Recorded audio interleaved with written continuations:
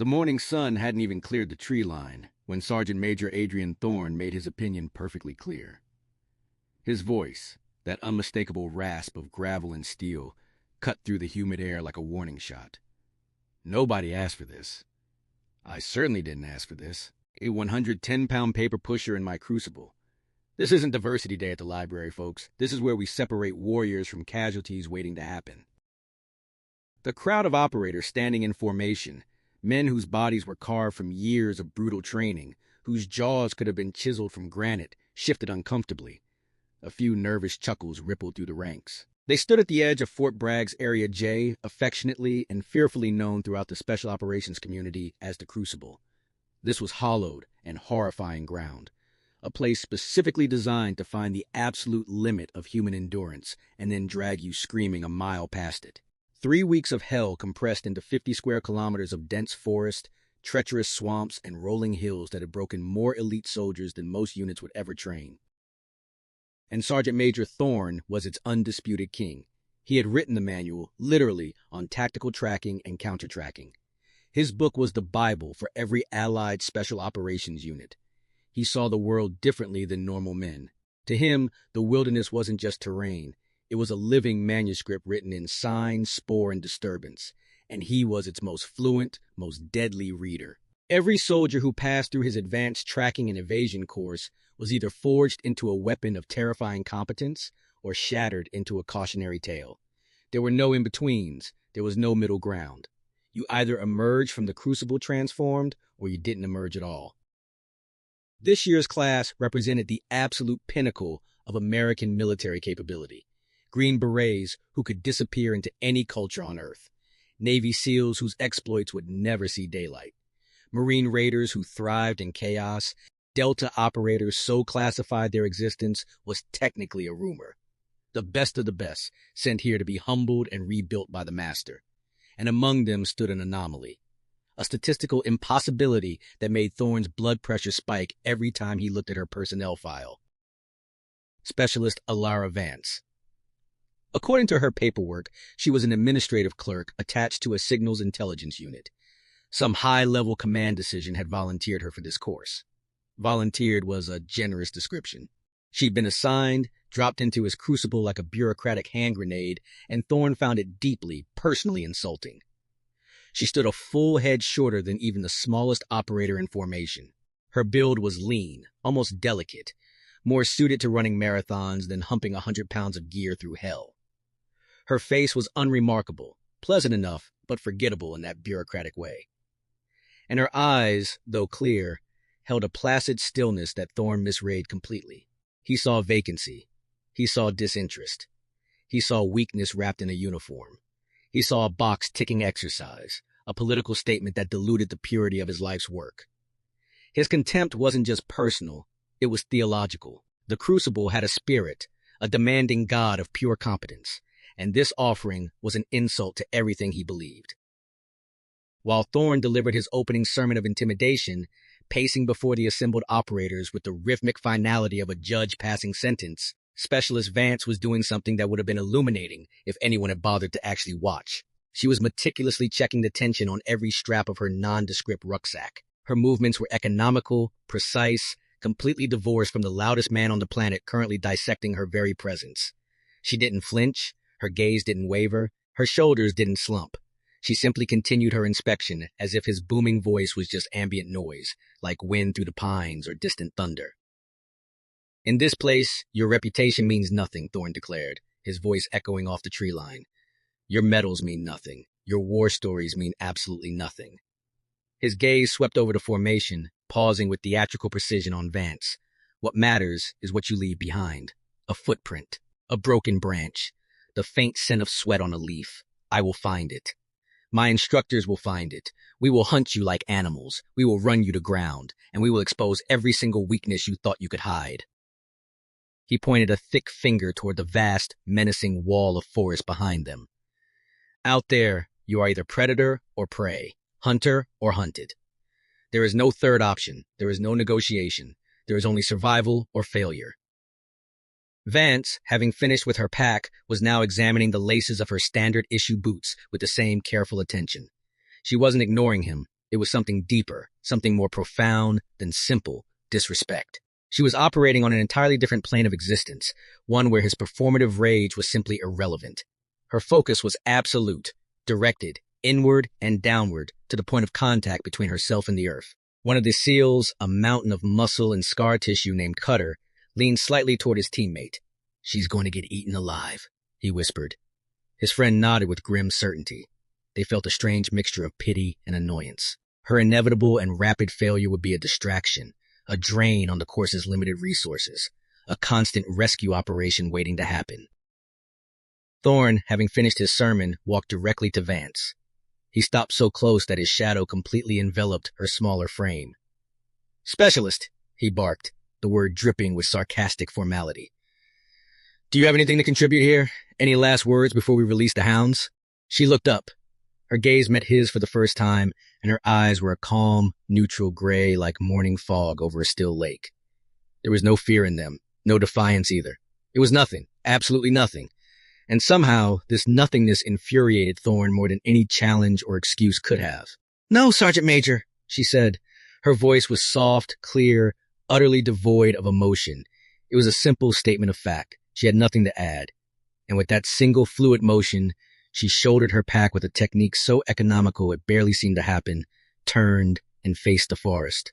She was ready. Thorne scoffed, spinning to address the rest of the class. "You see that? That is the arrogance of the ignorant. That is the calm of sheep before the slaughter. Do not be that sheep, people." But high above, on the observation deck, 4-star General Marcus Sterling lowered his binoculars slowly. His weathered face showed something the operators below couldn't see, a flicker of recognition. Something ancient and knowing in his experienced eyes. He wasn't watching the woman. He was watching the way her feet were planted, observing a subtle, almost imperceptible weight distribution he hadn't seen in 30 years. He saw how she settled that pack not on her shoulders, like every other operator, but into her center of gravity. He saw the slight cant of her head as she tasted the wind direction.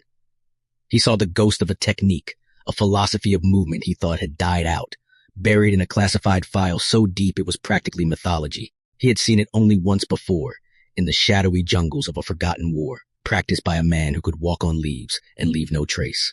A man they called a ghost long before he actually became one.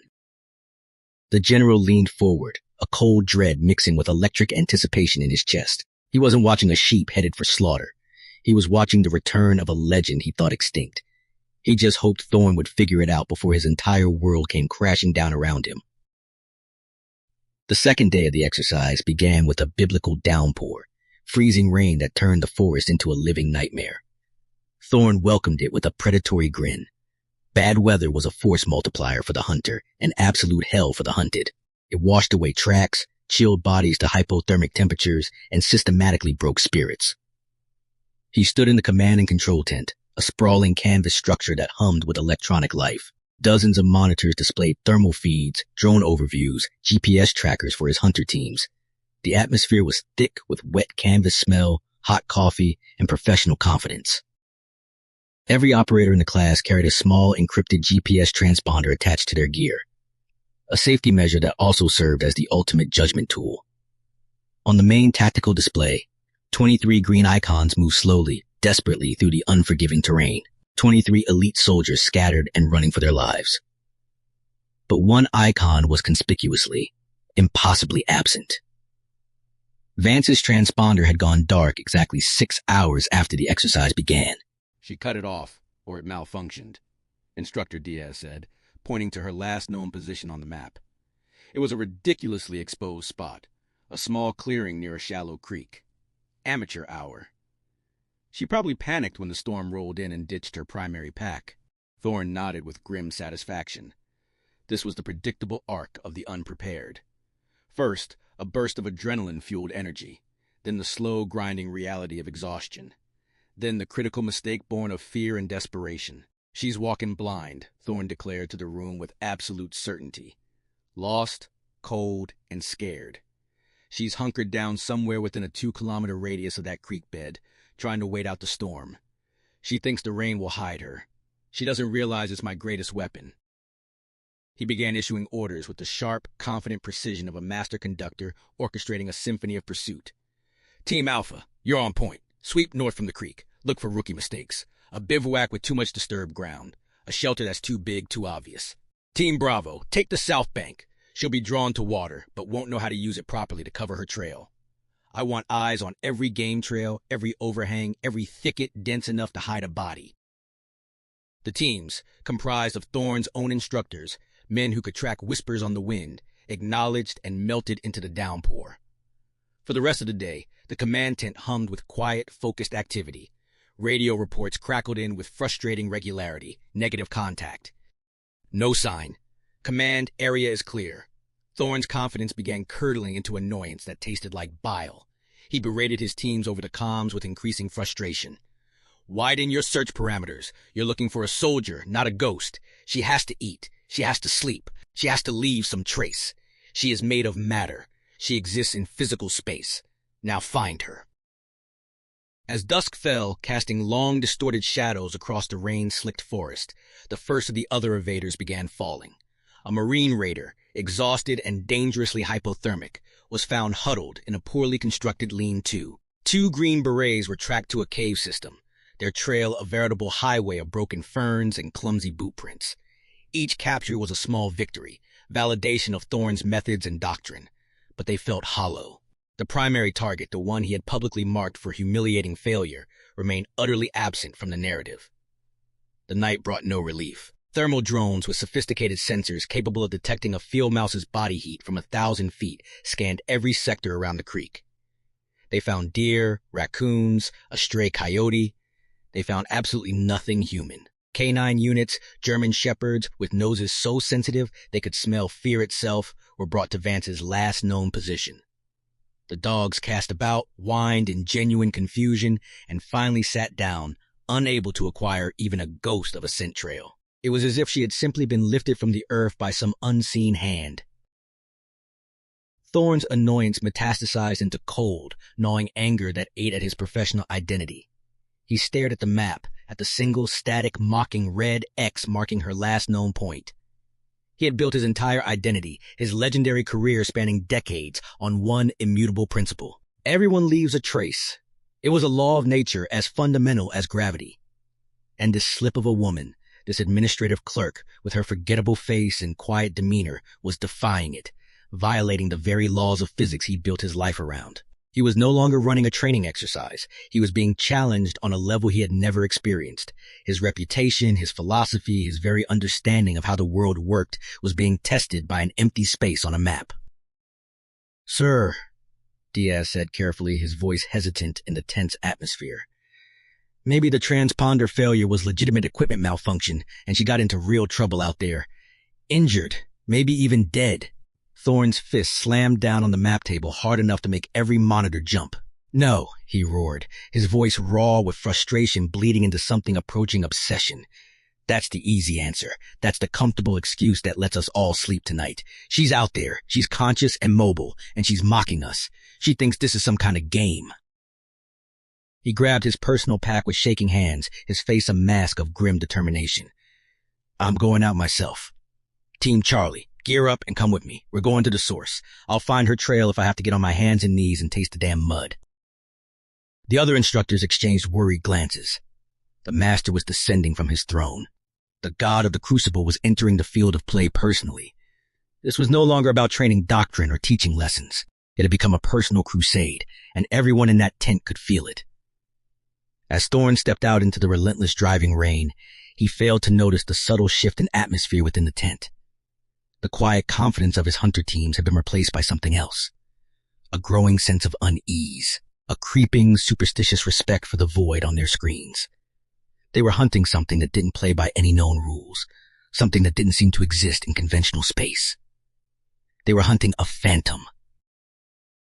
By the dawn of the 4th day, the legend of the Ghost of Area J was no longer confined to the command tent.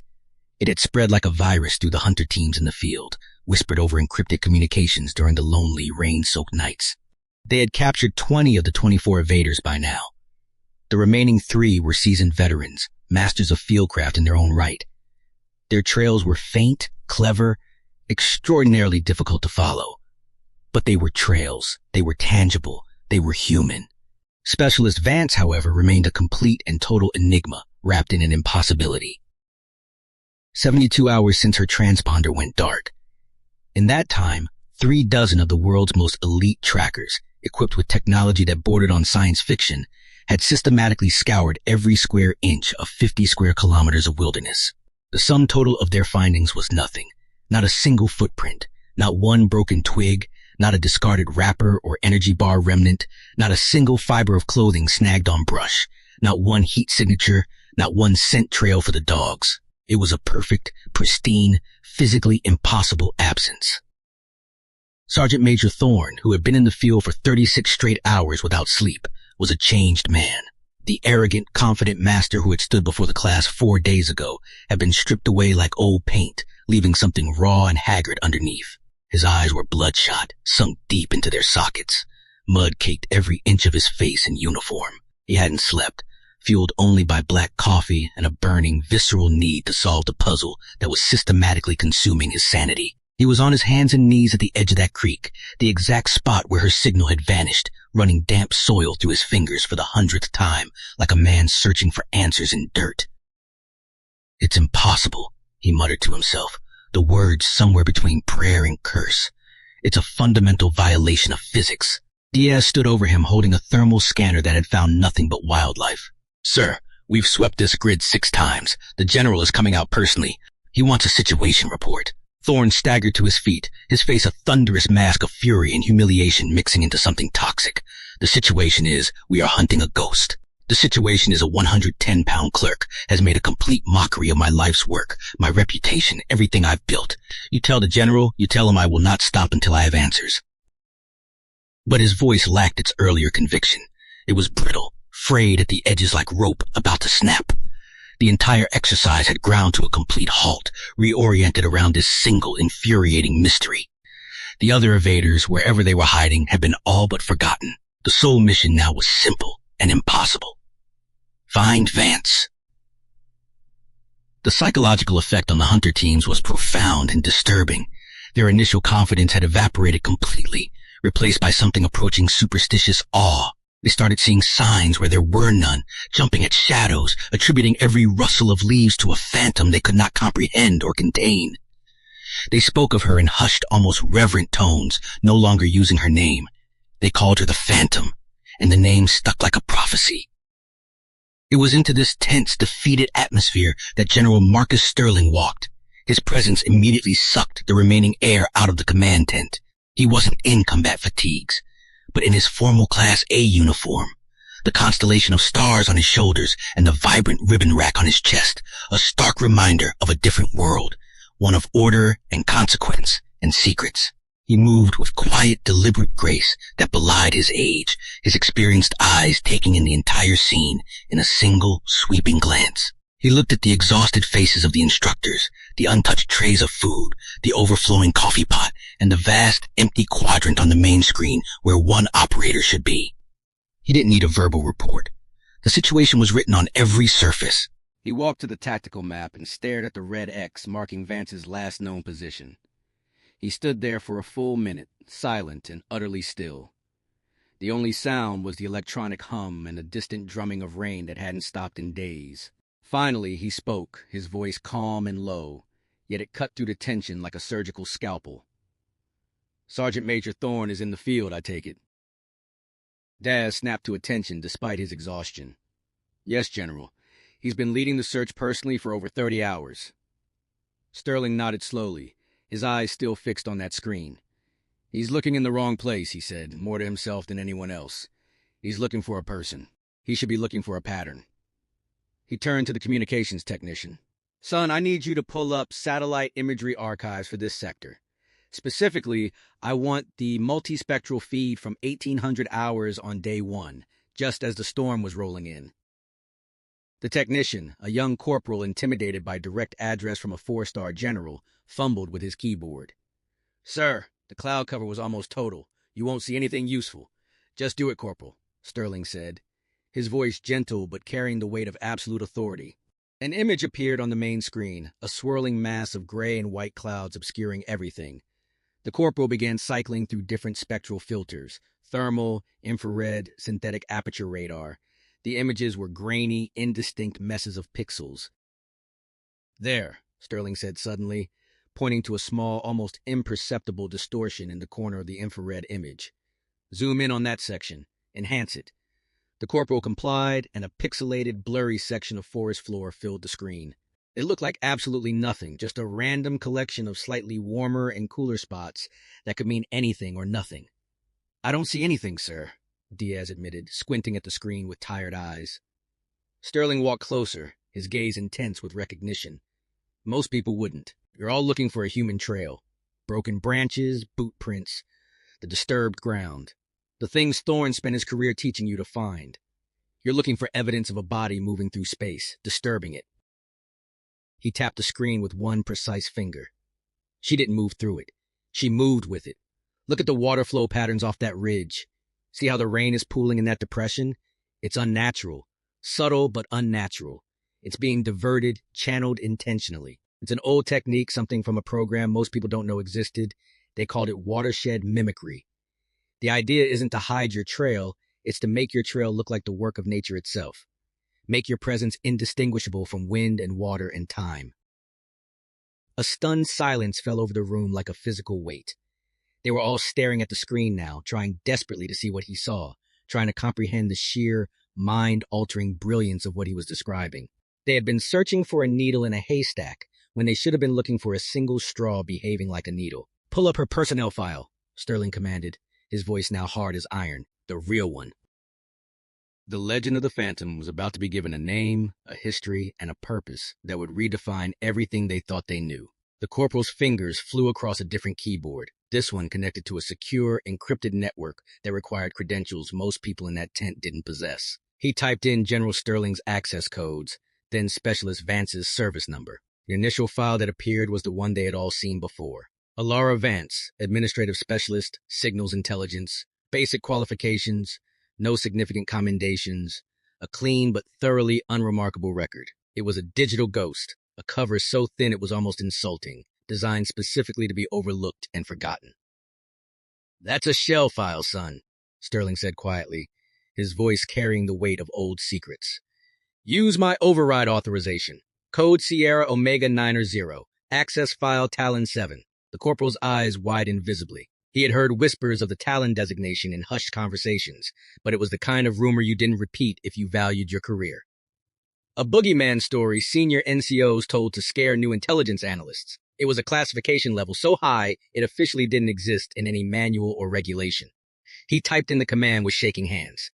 For a moment, the screen went completely blank. Then new text began populating fields, stark white letters against a blood-red background indicating a classification level far beyond anything labeled top secret. The room held its collective breath as a series of staccato revelations filled the screen, each one landing like a physical blow to everyone's understanding of reality. Unit, Special Activities Division, Clandestine Operations Group. Project Designation, AETR Operator. Call Sign, Phantom. Status, Active Legend. Mission History, Redacted, 48 entries. Skill Set, Deep Infiltration, Non-Permissive Environment Survival, Counter-Surveillance, Asymmetric Warfare, Ghosting Protocols, Level 5. Medals and Commendations, Distinguished Service Cross for actions in redacted location. Silver Star with 3 oak leaf clusters for gallantry during Operation Redacted. Intelligence Star for single-handedly compromising the redacted network in redacted country.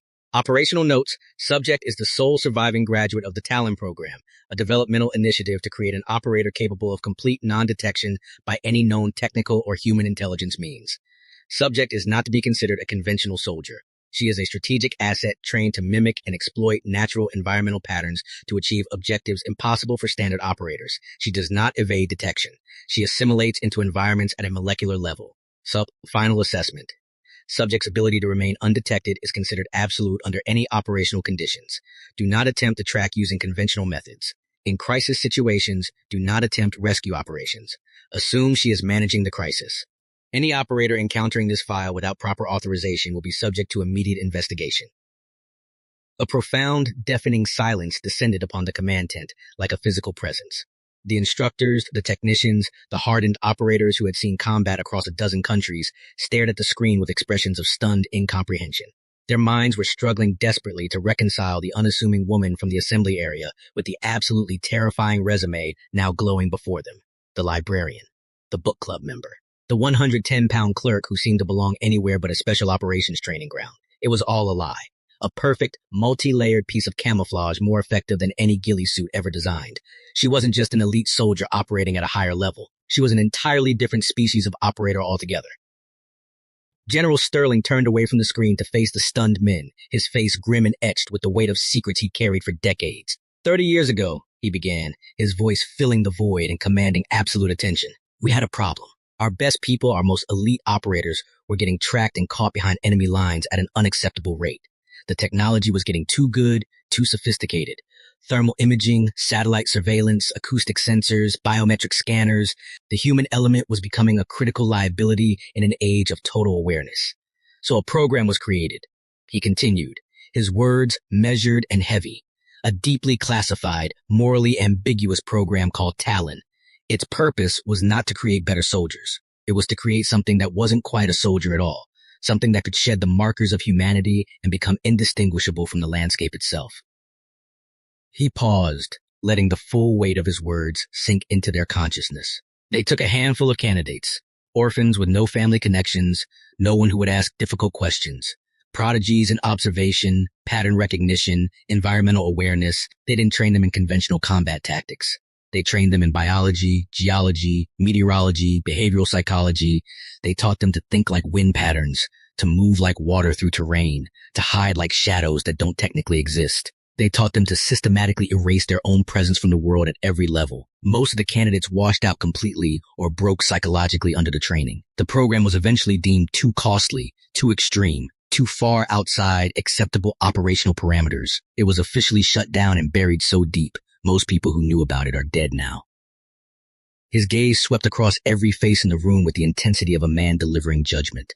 They thought it produced nothing of value. They thought it was a complete failure. But it produced one perfect success. It produced her. He gestured toward the screen. We sent her after high-value terror cells operating in impossible terrain where conventional forces couldn't operate. We sent her to places where satellites couldn't see clearly and drones couldn't fly without being detected. Places where human intelligence was our only option. She became a ghost story whispered by our enemies with genuine fear. A phantom that walked through their supposedly secure compounds unseen and unheard, leaving nothing behind but intelligence that won us wars. Nobody knows we're won. Just then, the tent flap flew violently open and Sergeant Major Thorne stumbled in, looking like he'd aged a decade in 4 days. His face was pale with exhaustion and disbelief, his hands shaking slightly. "Sir," he stammered, his voice hoarse from shouting orders into wind and rain. "We found something. Not a trail. She left us a message." He held up a single perfect maple leaf, bright autumn red against his mud-caked palm.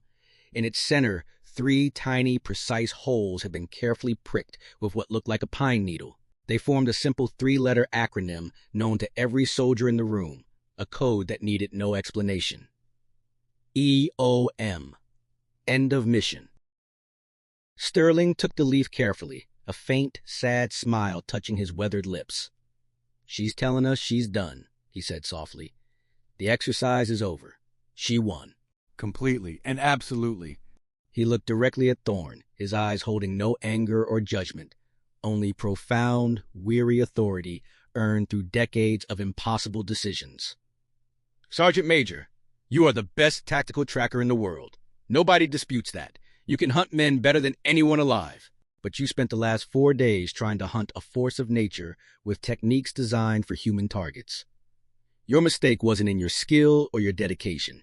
It was in your fundamental assumption. You assumed you knew what you were looking at. You saw a clerk and stopped seeing anything else." Sterling then did something that sent a shockwave through the entire command structure, something that would be discussed in quiet conversations for years to come. He turned toward the empty wilderness beyond the tent, stood ramrod straight, with decades of military bearing, and rendered a slow, perfect salute held for a full 5 seconds. It wasn't a salute to a specialist or even to an operator. It was a salute to a living legend, a gesture of profound, unequivocal respect from one warrior to another who existed on a plane he could barely comprehend. The mystery of the Phantom was solved, but the legend was just beginning. For stories where quiet competence triumphs over loud arrogance, where actions speak infinitely louder than words, and where true professionals define their worth through deeds rather than declarations, subscribe to The Final Watch for more content like this.